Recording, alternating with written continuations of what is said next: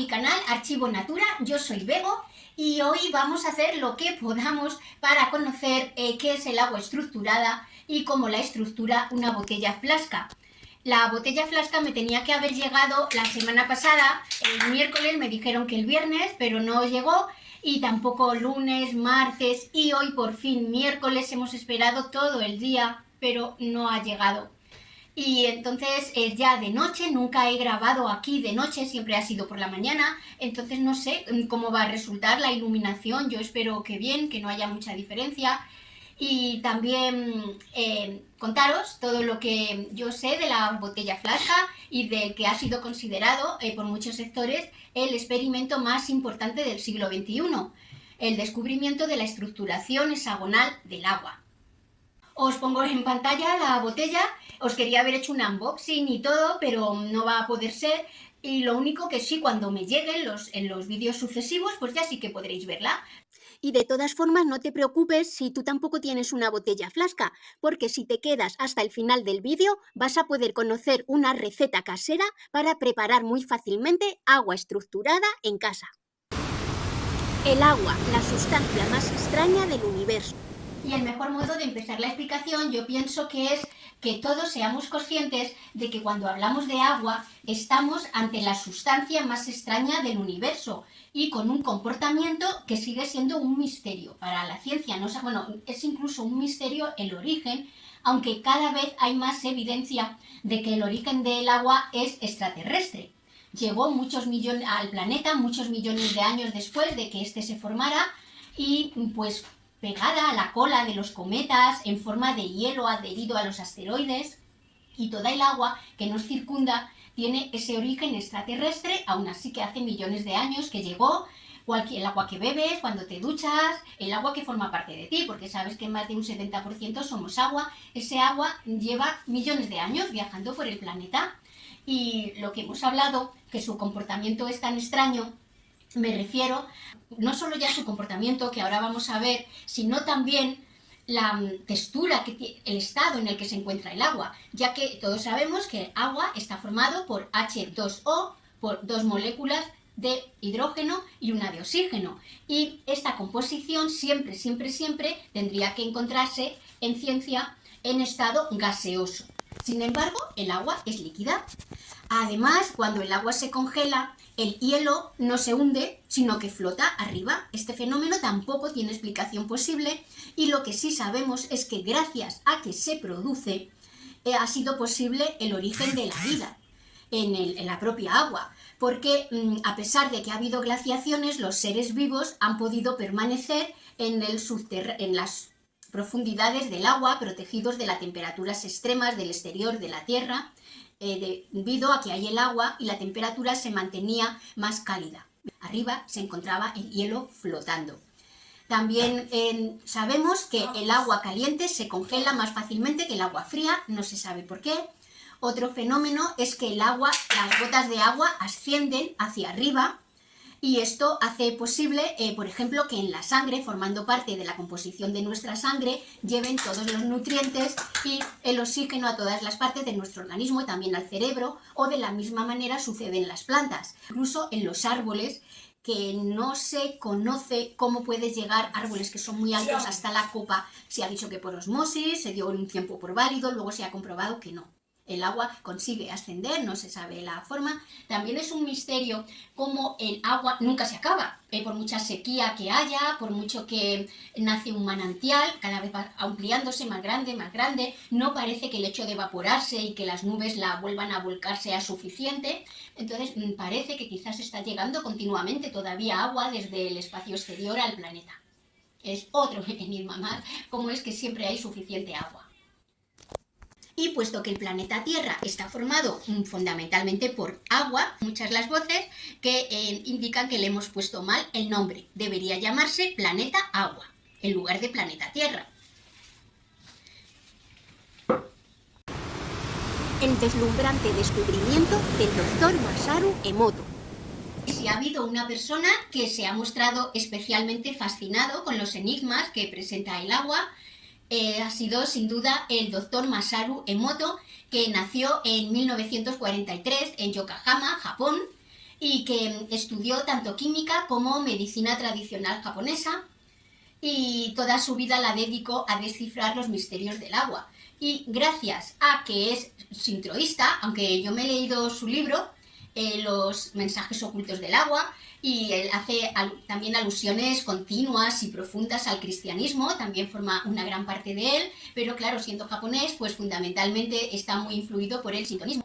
Es una religión que se basa en las fuerzas de la naturaleza considerándolas vivas. Es una religión animista, aunque también da mucho culto a los antepasados. Shinto significa camino divino o camino de los dioses, y esos dioses a los que se refiere son todos fuerzas de la naturaleza que se les llama kami, y está tan en auge hoy en día que si bien en la población japonesa hasta ahora en un 85% se definía como sintroísta, ahora es entre un 88 y un 90,5% de la población japonesa, depende de la zona, se consideran todos sintroístas.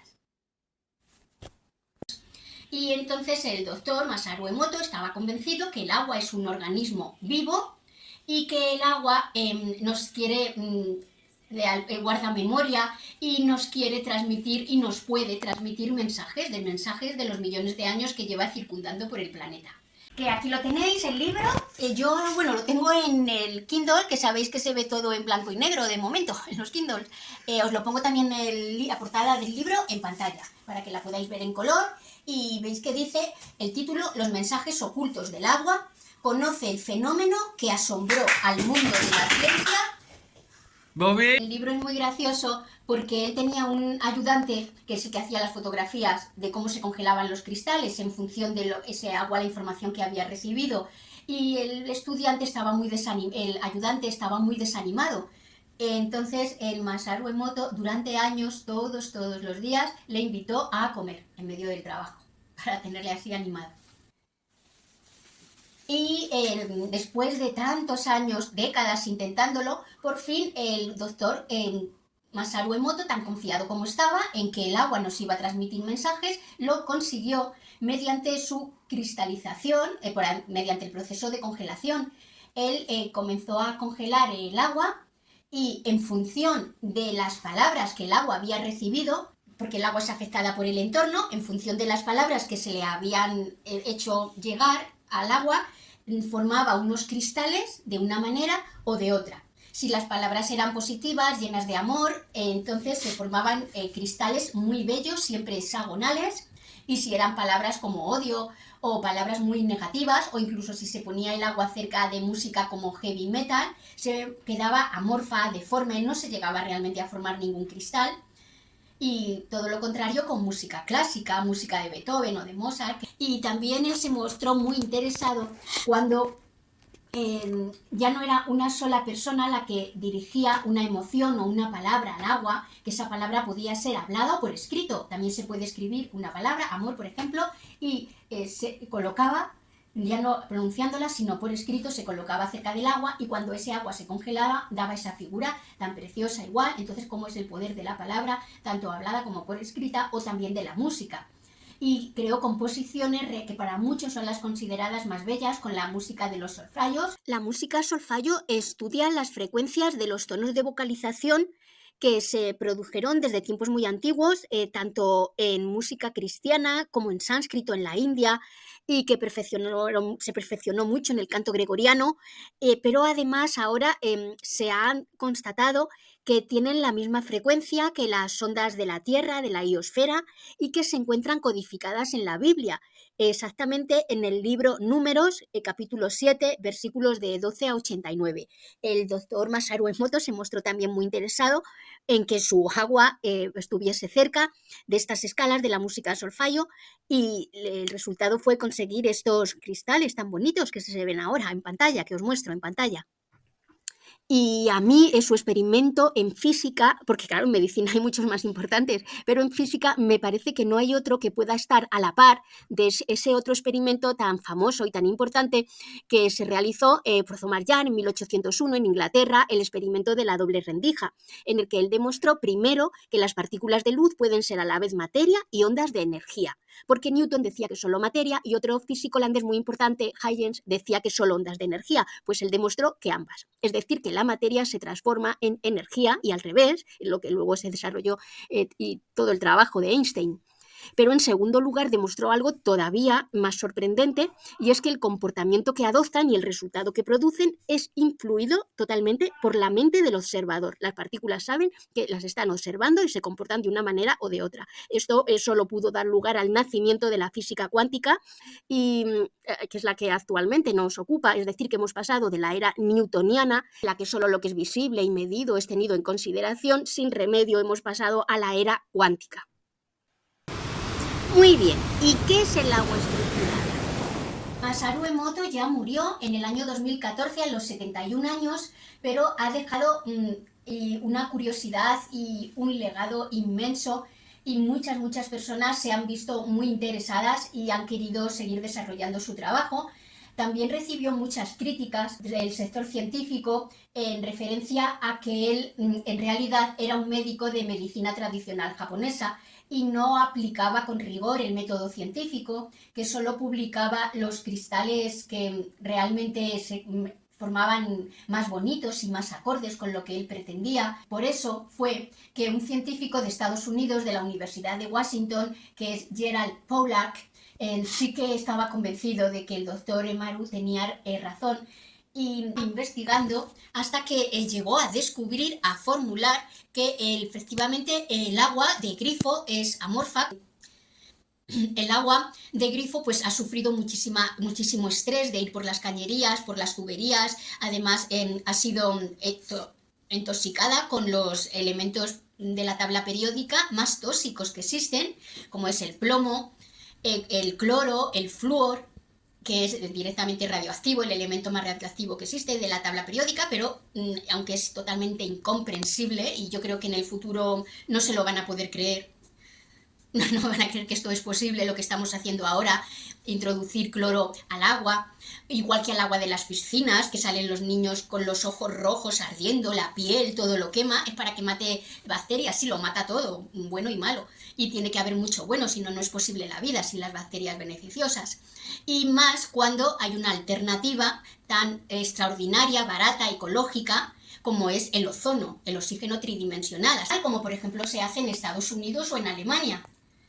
Y bueno, en Estados Unidos este doctor se dio cuenta además que no solo eso, sino que el agua que ya forma parte de nuestras células, del líquido sinovial, de los huesos, de las articulaciones, el agua que forma parte de los organismos vivos ya está estructurada, se estructura. Sí que es cierto que el organismo sufre un enorme desgaste y mucho trabajo para poder estructurar el agua como deberíamos ingerirla, como se encuentra en los manantiales o incluso en el mar.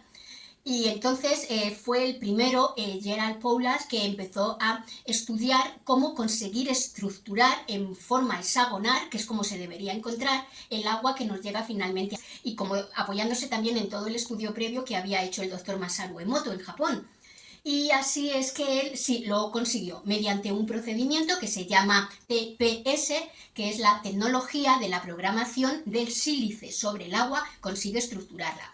El sílice, lo hemos visto en los capítulos anteriores, es la parte principal que compone los minerales, pero también los organismos de los animales y por supuesto también de las personas. El sílice, entonces, aplicando dióxido de sílice, se puede llegar a estructurar el agua de la forma que se encontraría en un manantial. Cuando el agua se encuentra estructurada, se amplían sus moléculas y entonces se encuentra intermedio entre líquido y sólido, porque el agua se puede, hasta ahora pensábamos que solo se puede encontrar en 3 estados, que es líquido, sólido y gaseoso. Pero el hecho de estructurar el agua supone que se encuentra en un 4.º estado, que también se le llama agua de gel. Y es un medio entre el líquido y el sólido. Es un agua purificada, muy estable, un tercer científico que también ha colaborado inmensamente a que estemos consiguiendo estructurar el agua hoy en día. Y es Viktor Euschebenberg, que es austriaco. Este es un ingeniero forestal y agrónomo que él también hizo estudios muy importantes relativos a cómo se comporta el agua en la naturaleza y cómo pierde su pureza, su hidratación, cuando la sometemos a un estrés tan importante como llevarla a presa, luego por tuberías, por cañerías, estancarla. Hizo también unas aportaciones muy importantes, es un científico anterior y del cual este trabajo también fue muy útil para en nuestros días el trabajo que ha desarrollado en Estados Unidos Gerald Pollack. ¿Cómo estructura el agua una botella flasca? Fenómeno de haber conseguido estructurar el agua acorde a como siempre pensó el doctor Masaru Emoto que debía conseguirse, se está haciendo tan cercano a nosotros y tan posible que están comenzando a venderse botellas de vidrio a las cuales se les imprime una programación basada en sílice que estructura el agua en unos 5 minutos y que se les llama a nivel mundial y en España también botellas flasca. Las botellas flasca tienen muchos diseños, el vidrio siempre es el mismo, pero digamos la cubierta que se utiliza para protegerlas de corcho o de tela o de neopreno, esta cubierta es de muchos diseños, no sé cuál a cada uno el que le gustará, y también se hace en 3 tamaños. Pero quizás la más famosa de todas las botellas flascas sea la que está nombrada con el nombre del doctor Masaru Emoto, que es la que yo he comprado, con su símbolo, con su imagen de cristal congelado, de agua congelada preferida, que era la relativa al amor y la gratitud. Y el proceso de estructuración del agua en una botella flasca lo explica, por ejemplo, en la web, en flascaspain.com, explica que se hace mediante 4 pasos. El primer paso es de limpieza del vidrio para eliminar posibles vibraciones antiguas que sean perjudiciales, puesto que todo el vidrio que se utiliza es reciclado. La segunda fase se realiza el pirograbado en láser de geometría sagrada. El tercer paso es el más importante y es donde se realiza ya la imprimación de las vibraciones de TPS.